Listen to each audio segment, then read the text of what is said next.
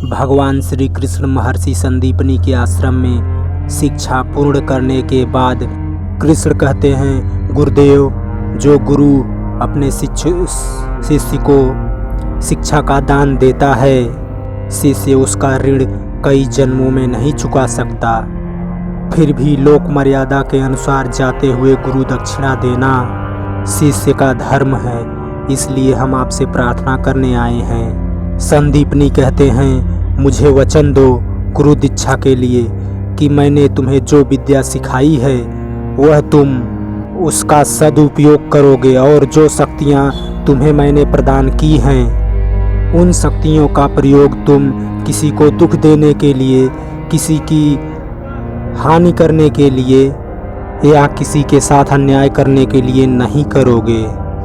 और हाँ, इन शक्तियों का प्रयोग तुम दुखी से पीड़ित, अन्याय से पीड़ित उन शक्तियों का प्रयोग अवश्य करोगे। कृष्ण कहते हैं, गुरुदेव, हम वचन देते हैं जीवन भर। तो भैया लोगन, अगर आपके वीडियो ठीक ठाक लगे, अच्छा लगे तो प्लीज़ यार चैनल सब्सक्राइब कर देना भैया। इसके लिए धन्यवाद आपका होगा भैया, और लाइक भी कर देना। तो वीडियो में आगे बढ़ते हैं भैया, हम इसकी आज्ञा का पालन करेंगे।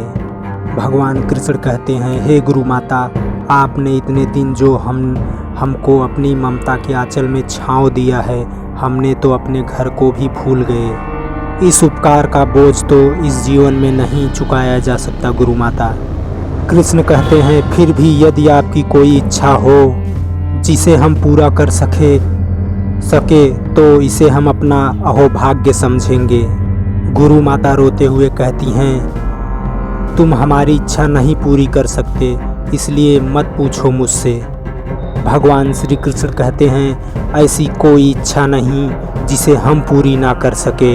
हम वचन देते हैं, यदि हमें अपना प्राण देना पड़ जाए तो हम अपना प्राण देके भी आपकी इच्छा पूरी करेंगे। गुरु माता कहती हैं, मेरी इच्छा कोई पूरी नहीं कर सकता, इसलिए मत पूछो मुझसे। कृष्ण कहते हैं, मेरे वचन पर भरोसा रखिए माता, मैं आपकी इच्छा अवश्य पूरी करूंगा। गुरु माता कहती हैं, तो सुनो, हमारा एक ही पुत्र था पुनर्दत्त। मेरा एक ही पुत्र था जो जवानी में मर गया। क्या तुम मेरे पुत्र को वापस लाके दे सकते हो? मैं जानती थी कि तुम मेरी इच्छा पूरी नहीं कर सकोगे, इसलिए झूठा वचन क्यों देते हो? गुरु माता कहती हैं, जाओ जाओ, मैं तुम्हें वचन से मुक्त करती हूँ। कृष्ण पूछते हैं, उसकी मृत्यु कैसे हुई थी? माता कहती हैं, उसे समुद्र खा गया। गुरुदेव कहते हैं, हम पर्व स्नान के लिए स्नान करने गए थे और हमारा पुनर्दत्त भी वहीं स्नान कर रहा था। अचानक एक समुद्र की लहर उसे खींचकर अंदर ले गई, फिर वह वापस कभी नहीं लौटा। तभी से हम दोनों पुत्र के शोक के ज्वाला में तभी से जल रहे हैं। फिर कृष्ण कहते हैं, कभी कभी आदमी समुद्र में डूबकर भी मरता नहीं है, लहरों में बहता हुआ कहीं किनारे लग जाता है। गुरु माता कहती हैं, मैं भी इसी विश्वास में थी, पर अपने पुत्र के मृत्यु का शोक बड़ा ही कठिन होता है। गुरुदेव कहते हैं, अच्छा किया तुमने इन्हें वचन से मुक्त कर दिया। तो कृष्ण कहते हैं, हमने वचन दिया है तो प्राण देकर भी वचन निभाएंगे। तो मैं आज प्रतिज्ञा करता हूँ, आपका पुत्र तीनों लोकों में जहाँ भी है, मैं उसे ढूंढकर आपके पास लाऊंगा, और तभी मैं अपने आप को आचार्य ऋण और गुरु दक्षिणा के ऋण से मुक्त समझूंगा। जब तक मैं आपके पुत्र को वापस ना लाऊं, तब तक मैं अपने घर नहीं जाऊंगा। मुझे आशीर्वाद दीजिए कि ये मेरा प्रण पूरा हो जाए। भगवान श्री कृष्ण सीधा समुद्र के पास पहुंचते हैं और समुद्र प्रकट होता है, कहता है, हे जगतपति, हे त्रिलोकीनाथ, हमारे तट पर पधार कर आपने मुझे दर्शन देने की कृपा की है। हे रत्नाकर, हमारे गुरु महात्मा संदीपनी का पुत्र पुनर्दत्त तुम्हारे इस प्रभात क्षेत्र में स्नान के लिए आया था। कृष्ण कहते हैं, हमारी आज्ञा है, पुनर्दत्त जहाँ भी है उसे तत्काल लाकर हमें वापस कर दो। रत्नाकर कहते हैं, प्रभु पुनर्दत्त हमारे पास नहीं है।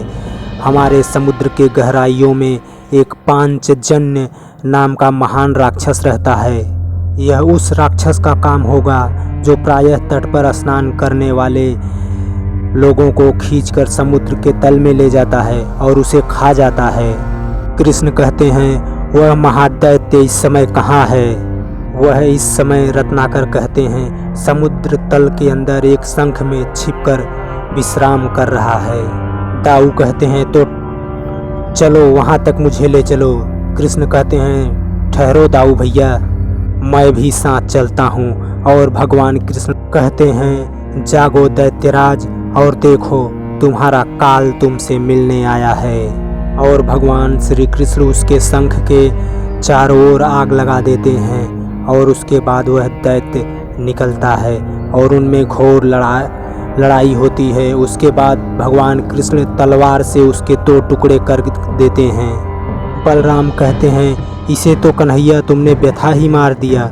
कृष्ण कहते हैं, व्यथा ही नहीं, इसका उद्धार का समय आ गया था।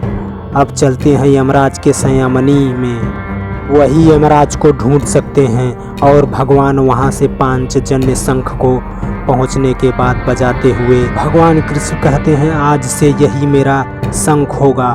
प्रत्येक युद्ध में इसी से हम युद्ध घोष करेंगे और यह शंख जहाँ बजेगी वहाँ हमारी विजय होगी।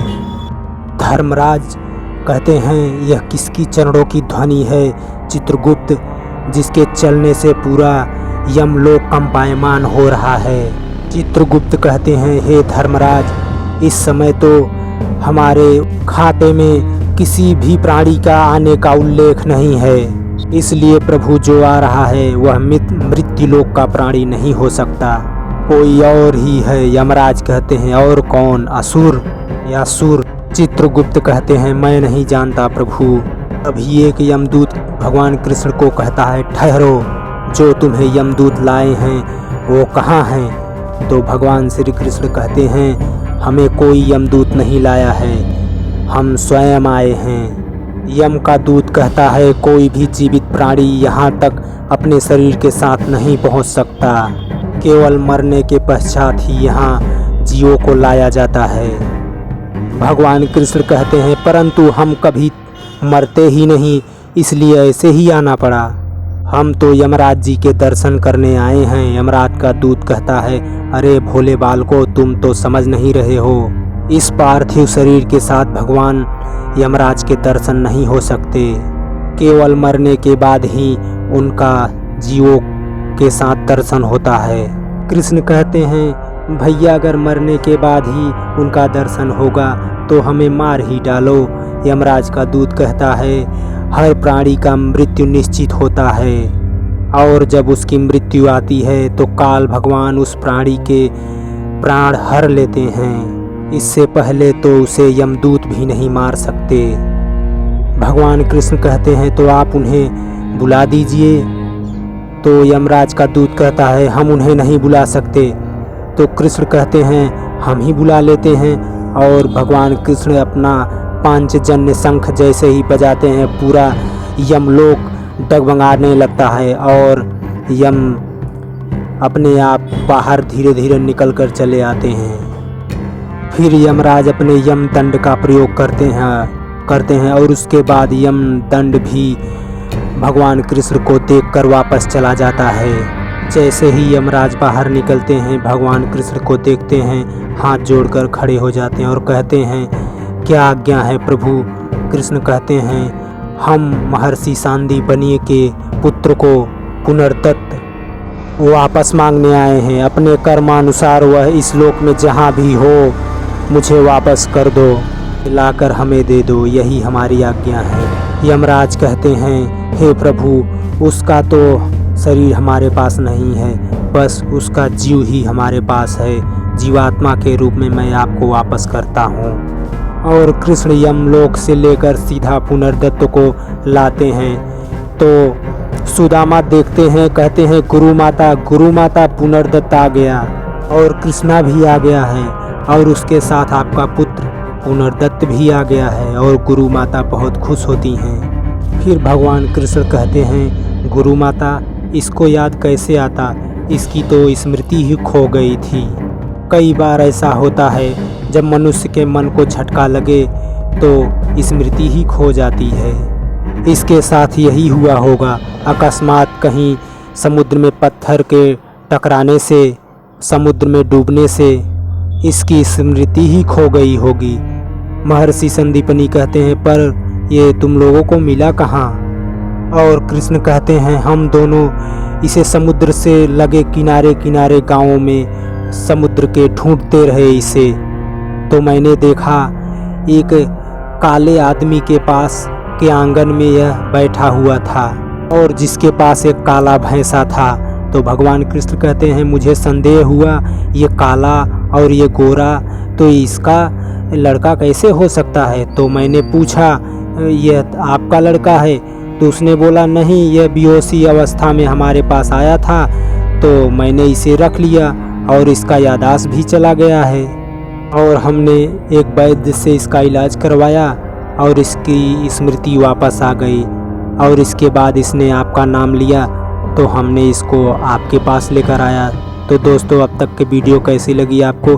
अगर ठीक ठाक लगे तो भैया लोगन प्लीज़ चैनल सब्सक्राइब कर देना। जय हिंद, थैंक यू।